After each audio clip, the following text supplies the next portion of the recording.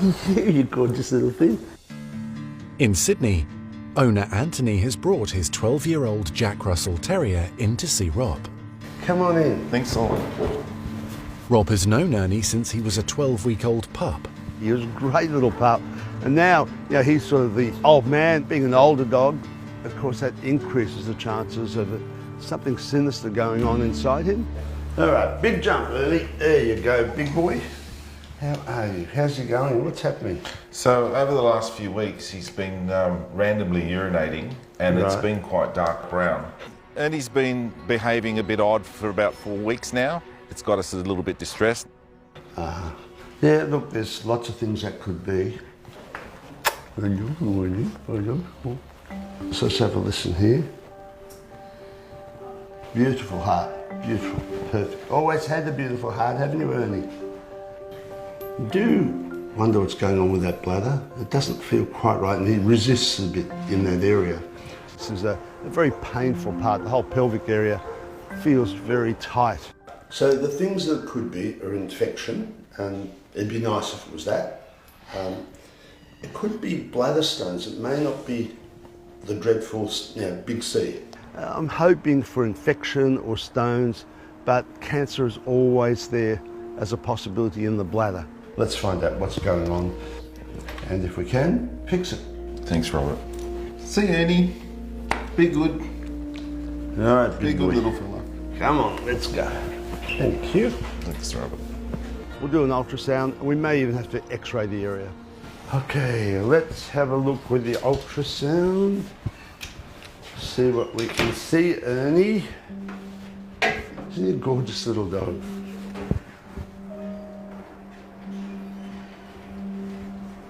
Oh, yeah, something in there, see those? So that's the bladder, and there's definitely something in there. Hope it's stones, could be cancer. Let's light him up and see what happens on the x-ray. On the ultrasound, this is a difficult one because there's something in that bladder. I really need to find out a bit more, so we'll take him to x-ray. Let's go. Stretch out. There. X-ray. Let's have a look. Okay, there's the bladder. And wow, look at that. There's definitely something in there. Rob is looking for signs of bladder stones or for dreaded cancer that could prove deadly for the little dog. Stones right there. Bladder stones, this is good news. Let's get in there and get them out. To me, this is good news because I can get in there and operate. I've done it lots of times, hopefully remove all the stones and get him back to the way he was before this dreadful thing started in his body. There we go, he's going to go to sleep now. Bladder stones occur as a function of the dog's metabolism. They form crystals in the urine, and the crystals tend to accumulate until you get actual stones. So we need to find out what those stones are so we can find out what sort of diet to put him on to try and prevent it occurring again. So, Ernie, sorry to do this to you, buddy. It's a big catheter too. Rob drains urine out of Ernie's bladder to avoid fluid spilling into the abdomen during surgery and potentially causing dangerous infection. Okay, that's about all we're going to get out by the looks of it. And now we can open him up and hopefully remove all the stones. Just made a nick in the abdomen, and we have to exteriorise the bladder. So now we're going to look inside it and get the stones out. And there's one. Put them on the swab here, the actual bladder. So I pulled out the first one, all good news, and wow, look at that. A little bit more fishing and we get two in one go. There's lots of tiny little ones I can feel right down the bottom. If I don't get them all out, they'll just get bigger again. He'll have to have surgery all over again. I don't want that. Done. That's exactly what we did see on the x-ray, all those little cluster of stones. And there they are.